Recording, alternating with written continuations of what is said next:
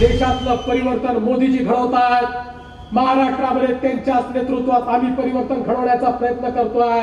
आता कराडमध्ये तुम्ही परिवर्तन घडवणार आहात की नाही हा माझा तुम्हाला सवाल आहे। आणि या परिवर्तनाच्या गंगेमध्ये कराडचा देखील या ठिकाणी नंबर लावू द्या।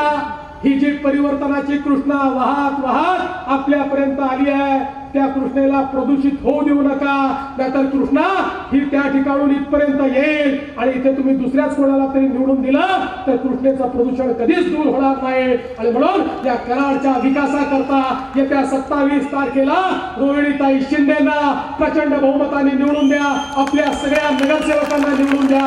एक नवीन इतिहास आपण रचा। एकदा इतिहास आपण रचला तर इथल्या विकासाची जबाबदारी आमची आहे। आम्ही आपल्या पाठीशी उभं राहू आणि एक उत्तम कराड, सुंदर कराड, स्वच्छ कराड हे तयार करून दाखवू।